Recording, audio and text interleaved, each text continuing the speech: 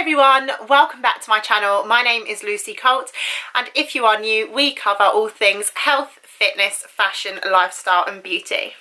Today I have a slightly different video for you guys. It's going to be a story time video where I'm going to explain a little bit more about being diagnosed with a rare condition. Now, the condition is called food-dependent exercise-induced anaphylaxis.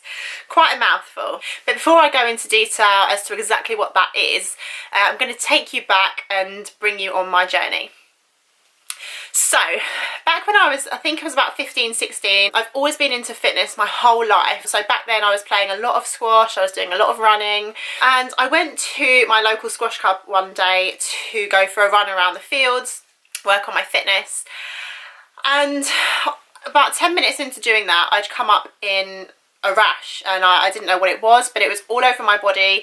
It was really itchy, it was really burning, so I called my mum and we went to the pharmacy straight away, and they informed me that they thought it was hives. At the time I had no idea what hives were, but they said it's not too dangerous. So I then went to get an appointment with my local doctor, and you know, GPs are great, but they are just that, they're general. So she didn't know too much as to the detail and the severity of what it actually could lead to, and actually, you know, what was to come.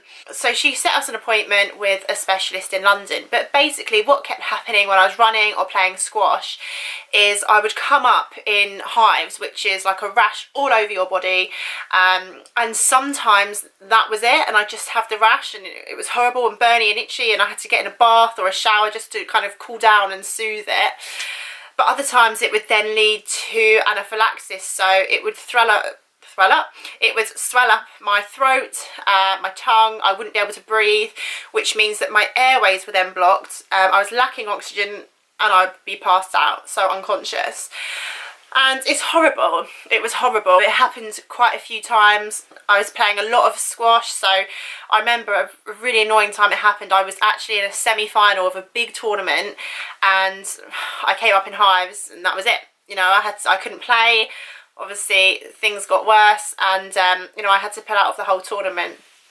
So, you know, it's been a bit of a pain point in that sense. So it's frustrating that it's kind of made me drop out of things, but in a big way it's really frustrating, and not knowing what's been causing it and stuff like that, and you know, what was going on. So probably about 10 years ago, I had my first kind of consultation with a hospital in London, and after that they didn't really do any detailed food tests, allergy tests, things like that.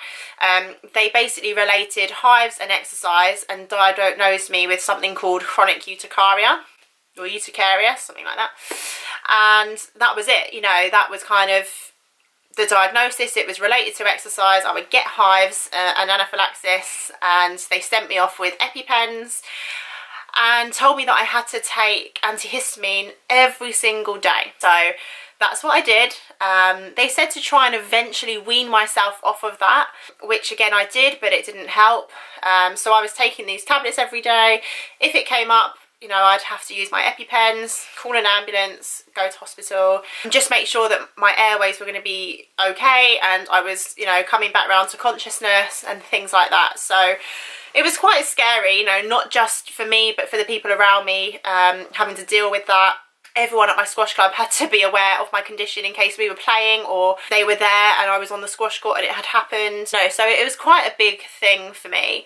And then about 2 years ago, I'd moved in with my boyfriend and we were training every day together. You know, he'd be making me pre-gym snacks, and I was just coming up. I think in the space of about 6 months, I'd had about 8 or 9 hives attacks. And about 4 or 5 of those I actually had to go to hospital or have an ambulance out to me. So it was quite scary, quite shocking, quite serious in the sense that, you know, we really needed to find out what was going on, and, you know, to be able to not cure it but prevent it. I was recommended to just go back to my GP, try and push for more tests, which is what I did. After that, after pushing and pushing, I was referred to the throat and nose hospital in London, King's Cross, and actually the guy there, the doctor, you know, he was brilliant, hats off to him, because we had a really long detailed conversation about it. Obviously this was one of his speciality areas, and after talking a bit more about, okay, well what am I eating before training and after training, he was quite sure that this was going to not just be an exercise thing, you know, because I didn't have it every single time I exercised. It wasn't something like dust, which I've read about online, and the doctor told me, you know, years before, because I was getting hives on the squash court whilst running in the gym. You know, it's not really going to be that every single one of those places has the similar dust.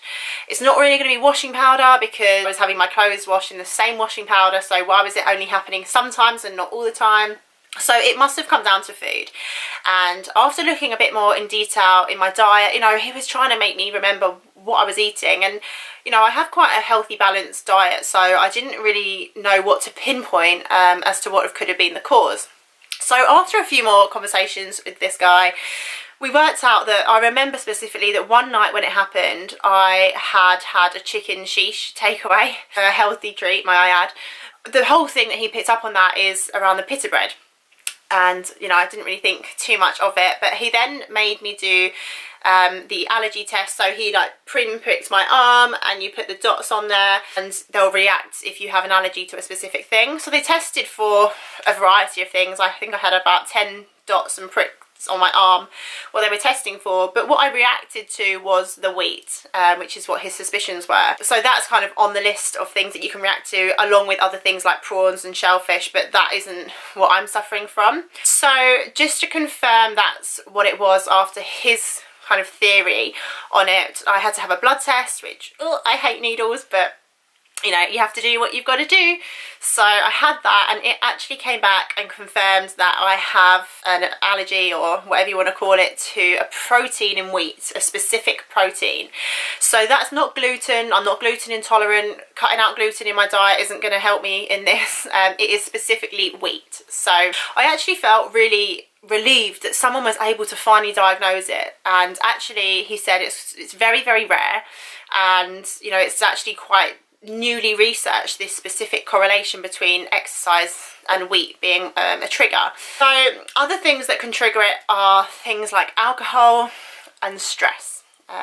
So just to give you guys a bit of an idea as to what has been going on, you know, I'd get it in the gym, it would come up, sometimes I managed to get home, or if it would come up at home, then we have to have the ambulance out, and I'm passing in and out of consciousness, and it's really horrible. That's, you know, heavy exercise. So even down to, we were out in London a while ago having dinner, so I had a glass of Prosecco with, I think it was a pasta dish, if I remember rightly.